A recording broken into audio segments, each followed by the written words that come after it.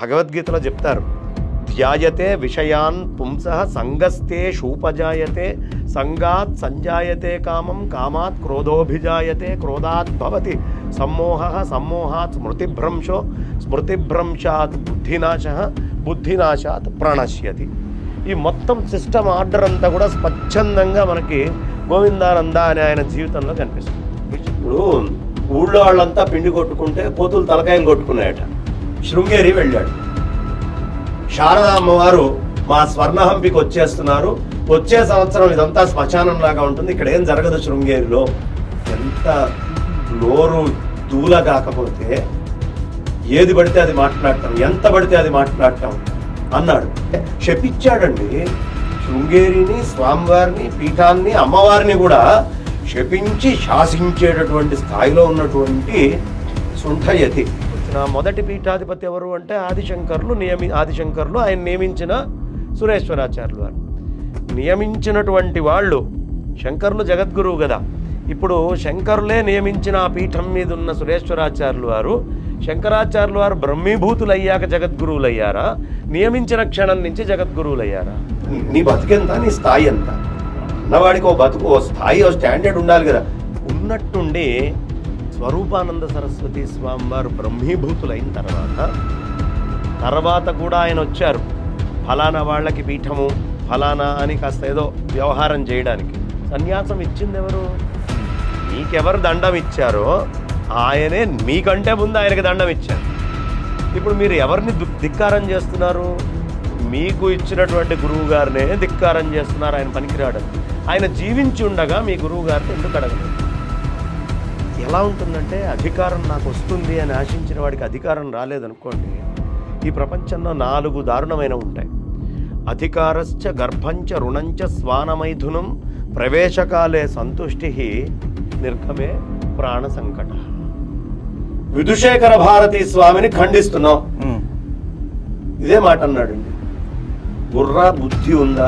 Attempted murder case పెట్టాలి ఆయన మీద. నువ్వు సుప్రీంకోర్టు అని మాట్లాడితే దండం ఎవరికి ఇచ్చావు అని అడగడానికి నీకు హక్కు లేదు. నువ్వు సుప్రీంకోర్టు అని మాట్లాడకపోతే జగద్గురువులు ఏది చెప్తే అది వినాలి. ఉభయభ్రష్టుత్వం ఉపరి సన్యాసం. ఈయనను చూసే పుట్టినట్టుంది ఆ పదం. తెలిసిన మూర్ఖుడు అని చెప్పాలి. ఇది విన్న తర్వాత తెలియని మూర్ఖుడు కాదు, తెలిసిన మూర్ఖుడు. లేదు, నువ్వు ఇప్పుడు బ్రాహ్మడికే దండం ఇవ్వాలి అని నువ్వు అడుగుతున్నప్పుడు, నీకు 20 ఏళ్లకు ఉపనయనం చేస్తే నువ్వు బ్రాహ్మడివి కాదు కదా. నువ్వు బ్రాహ్మడివే కానప్పుడు నీకు సన్యాసం ఎలా పనికొచ్చింది? మేధ దుర్మేధ అని అడుగుతాయండి. మేధ అంటే ఆవుకు ఆకలేస్తుంది అనుకోండి, తీసుకొని వెళ్ళి గడ్డి వేశాడు. ఆ ఆవు పచ్చిగడ్డి తప్ప ఎండుగడ్డి తినదు. పచ్చిగడ్డి సంపాదించి తీసుకెళ్ళి దాని ముందు వేయటాన్ని మేధ అంటారు. ఈ మన గోవిందానంద లాంటి వాళ్ళది ఎట్లా ఉంటుందంటే దుర్మేధ.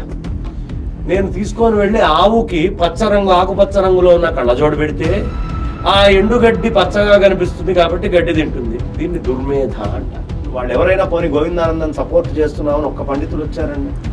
మఠానుశాసనం ప్రకారము పండితులు ఈ పీఠంలో ఉండేటువంటి జగద్గురువుల విషయం మాట్లాడచ్చు అన్నారు. నువ్వు పండితుడిగా కాదు కదా, నువ్వు సన్యాసం తీసుకున్నావు కదా. పోనీ సన్యాసం తీసుకున్నా పండితుడివి అంటే మాకు నువ్వు పండితుడివి అని తెలియాలిగా.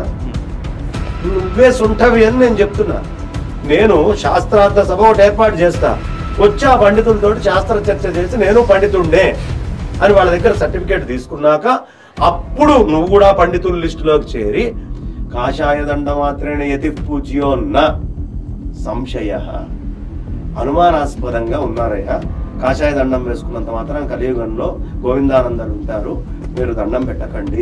శంకరాచార్యులు వారు మోహమ్మద్ గరంలో చెప్పారు కదా ఒక మాట, కాషాయాంబర బహుకృత వేష పశ్యన్ అపిచ అపశ్యతి మూఢం, అపశ్యతి మూఢం చెప్పారు ఆయన. నేను ఒక వీడియో చేసిన తర్వాత నాకు ఒక లిఖిత పూర్వకమైన ఫేస్బుక్ లెటర్ పెట్టాడు. వీడు బంగారయ్య శర్మ, డూడు బసవన్నలాగా, అంటే గంగిరెద్దుల్ని ఆడించేవాడు వచ్చినట్టుగా, ప్రబుద్ధుడు, కలియుగ పతివ్రత, ఈ పదాలు నన్ను వాడాడు. ఆయన ఎతైతే ఒక లిఖిత పూర్వకమైనటువంటి దాంట్లో ఎదుటివాడిని వీడికి మోకాలులో బుద్ధి ఉంది, కలియుగ పతివ్రత, ఈ పదాలు నన్ను వాడకూడదుగా. ఆయన ఆరోపణలకి సమాధానాల్లోకి వెళ్లే ముందే గోవిందానంద సరస్వతి ఆయన చేసిన వ్యాఖ్యల్ని నిర్ద్వందంగా మేము ఖండించడం జరుగుతుంది.